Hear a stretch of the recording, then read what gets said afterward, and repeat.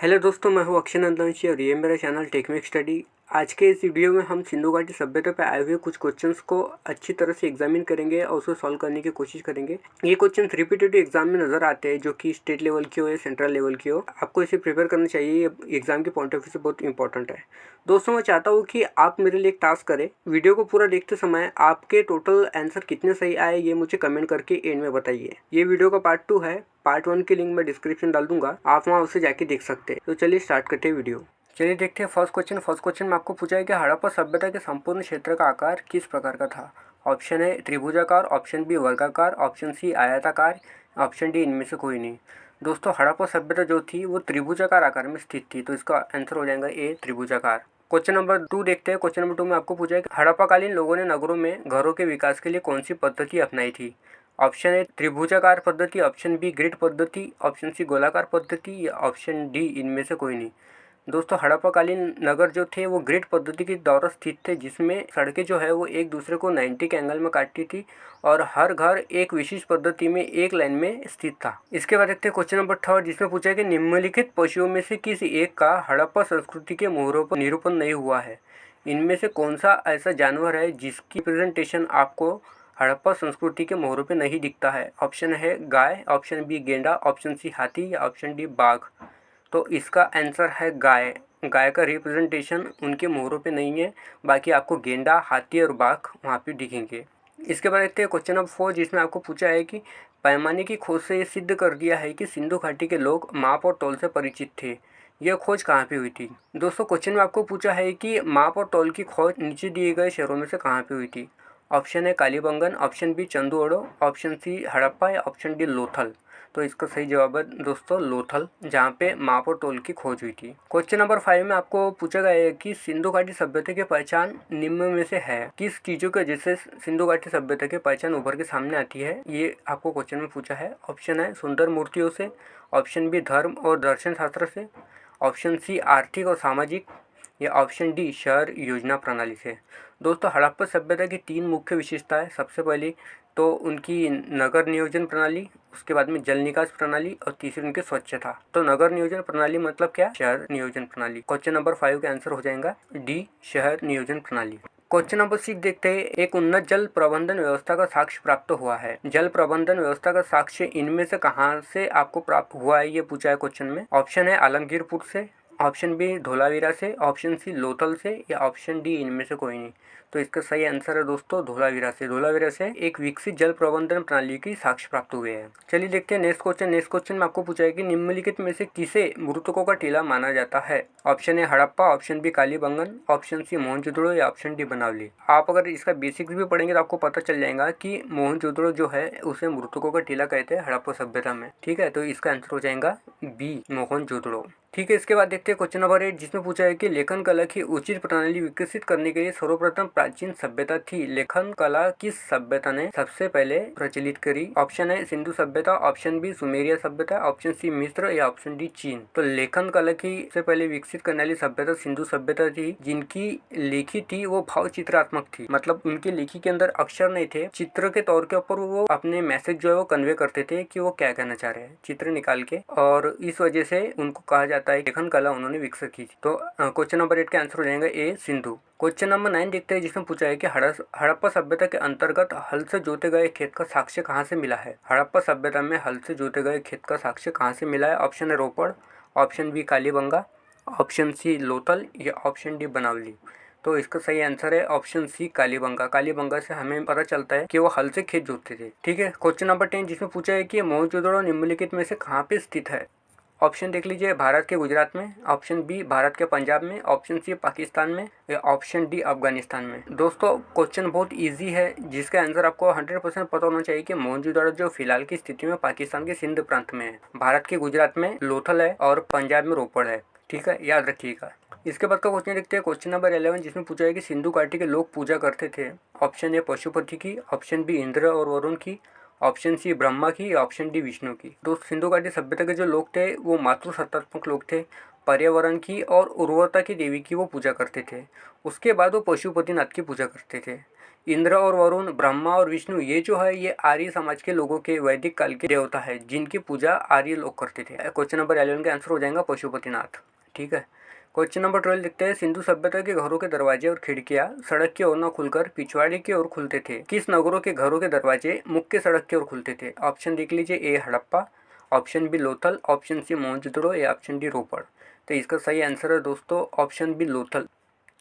चलिए इसके बाद देखते हैं क्वेश्चन नंबर 13। क्वेश्चन नंबर 13 में आपको पूछा है कि सिंधु घाटी सभ्यता को खोज निकालने के लिए किन दो भारतीयों का नाम जुड़ा है? ऑप्शन है राखालदास बनर्जी तथा Dayaram Banerjee, option B John Marshall तथा ईश्वरीय प्रसाद, ऑप्शन सी आशीर्वाद लाल श्रीवास्तव तथा रंगनाथ राव या ऑप्शन डी मधुस्वरूप वत्स तथा बीवी राव। तो इसका सही आंसर है राखालदास बनर्जी तथा दयाराम साहनी। ठीक है। इसके बाद का क्वेश्चन देखते हैं क्वेश्चन नंबर 14, जिसमें आपको पूछा है कि हड़प्पा स्थलों की खुदाई में निम्नलिखित में से क्या नहीं मिला है? ऑप्शन देख लीजिए, ए नालिया और कुएं, ऑप्शन बी दुर्ग, ऑप्शन सी शिखर सहित मंदिर या ऑप्शन डी धान्यगा। दोस्तों मैंने आपको अभी बताया कि हड़प्पा कालीन लोग जो थे वो मातृ सत्तात्मक लोग थे और प्रकृति की पूजा करते थे। उस दौर के अंदर मूर्ति पूजा को कोई विशेषता नहीं थी, इसलिए वहाँ पे मंदिर मिलना नामुमकिन है। इसलिए हमारा आंसर हो जाएगा शिखर सहित मंदिर, जो कि वहाँ से नहीं मिले, बाकी जो ऑप्शन है वो वहाँ से मिले हैं। ठीक है। देखते हैं क्वेश्चन नंबर 15, जिसमें पूछा है कि हड़प्पा सभ्यता की खोज किस वर्ष में हुई थी?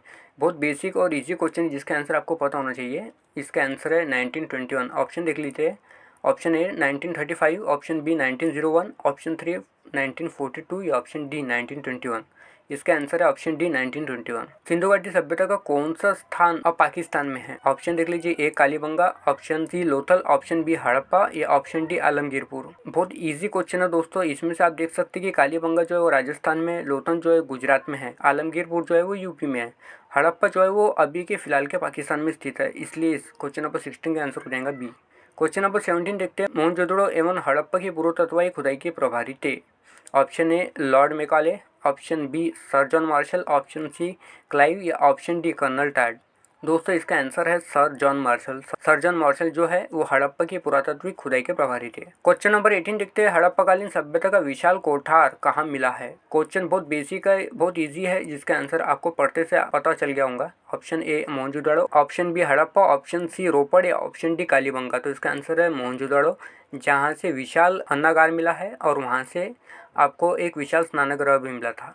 क्वेश्चन नंबर 19 में देखते हैं, हड़प्पाकालीन स्थलों में अभी तक किस धातु की प्राप्ति नहीं हुई है? ऑप्शन है तांबा, ऑप्शन बी स्वर्ण, ऑप्शन सी चांदी या ऑप्शन डी लोहा। जैसे कि आपको पता है कि हड़प्पाकालीन लोग लोहे से अपरिचित थे, इसलिए वहां से लोहा कभी प्राप्त हुआ ही नहीं।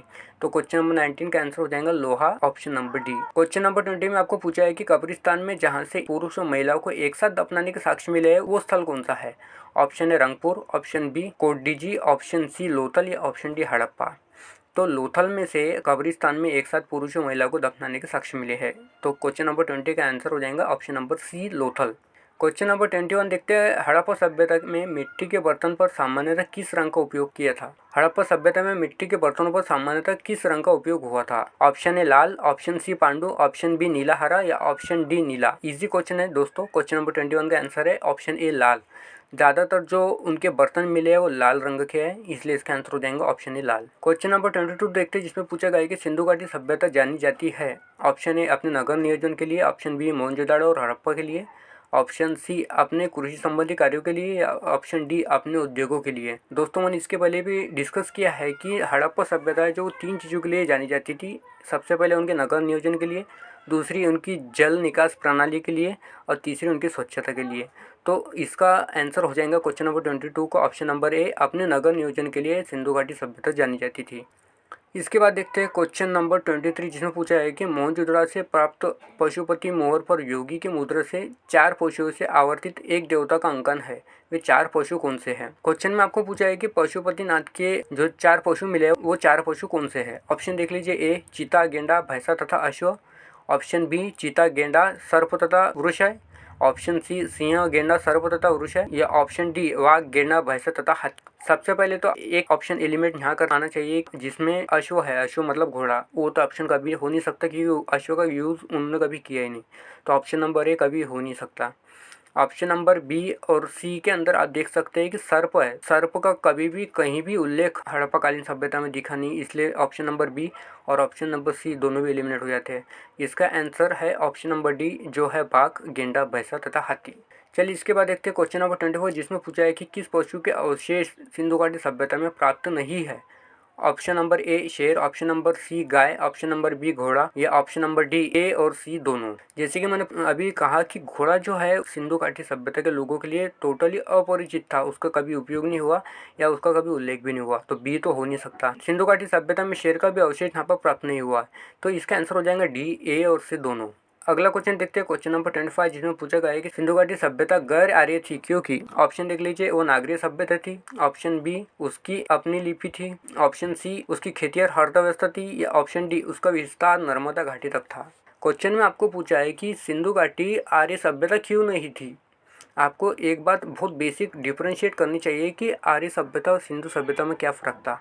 सिंधु सभ्यता जो है वो नगरीय सभ्यता थी और आर्य सभ्यता जो थी वो ग्रामीण सभ्यता थी। ये बहुत बेसिक और इम्पोर्टेंट डिफरेंशिएट दोनों सभ्यता के बीच में।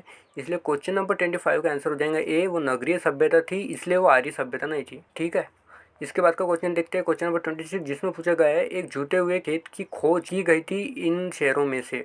नीचे दिए शहरों में से कौन से शहर में से एक जुटे हुए खेत की खोज की गई थी। ऑप्शन है Mohenjodaro, option B Kalibangan, option C Harappa या ऑप्शन डी लोथल। ये क्वेश्चन इसके पहले भी आ चुका है, इसका आंसर है कालीबंगा। कालीबंगा में से हल मिला था और वहीं से खेत के साक्ष्य मिलते हैं। चलिए इसके बाद देखते हैं क्वेश्चन नंबर 27 जिसमें पूछा गया है कि किस हड़प्पा स्थल से चावल उगाने का साक्ष्य सूचित हुआ है। ऑप्शन है Mohenjodaro, option B Harappa, option C Banawali, option D Rangpur. इसका दोस्तों आंसर है ऑप्शन डी रंगपुर। रंगपुर से हमें चावल उगाने के साक्ष्य मिलते हैं। चलिए इसके बाद देखते हैं क्वेश्चन नंबर 28 जिसमें पूछा है निम्नलिखित में से कौन सा लक्षण सिंधु सभ्यता के लोगों का सही चित्रण करता है। पॉइंट देख लीजिए, पहला पॉइंट उनके विशाल महल और मंदिर थे। दूसरा पॉइंट वे देवी देवता दोनों की पूजा करते थे। ऑप्शन 3 वे युद्ध में घोड़े द्वारा खींचे गए रथों का प्रयोग करते थे। तो सबसे पहली बात तो पॉइंट नंबर 3 हो नहीं सकता क्योंकि उसके अंदर घोड़े का उल्लेख है, उन्होंने कभी घोड़े को यूज नहीं किए, वो घोड़ों से टोटली अपरिचित थे। दूसरा 1 नंबर पॉइंट में आपने देखा है कि उनके विशाल महल और मंदिर थे। एक्चुअली वो मूर्ति पूजा में विश्वास नहीं रखते थे इसलिए उनका मंदिर हो ही नहीं सकते, तो पॉइंट नंबर 1 भी यहाँ एलिमिनेट हो गया। आपका बचा केवल पॉइंट नंबर 2 जो कि ऑप्शन नंबर बी में अवेलेबल है, इसलिए हमारा 28 का आंसर हो जाएगा option number B. Question number 29 देखते हैं जिसमें पूछा है कि सिंधु घाटी के लोग विश्वास करते थे ए आत्मा और ब्रह्म में, बी कर्मकांड में, सी यज्ञ प्रणाली में या डी मातृशक्ति में। मैंने आपको अभी बताया कि सिंधु घाटी लोग जो है मातृसत्तात्मक लोग थे और वो उर्वरता की देवी पर्यावरण की पूजा करते थे, पशुपतिनाथ की पूजा करते थे।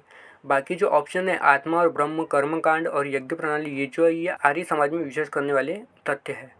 तो क्वेश्चन नंबर 29 का आंसर हो जाएगा डी, मातृशक्ति में सिंधु घाटी के लोग विश्वास करते थे। क्वेश्चन नंबर 30 देखते हैं भारत का सबसे बड़ा हड़प्पन पुरास्थल है।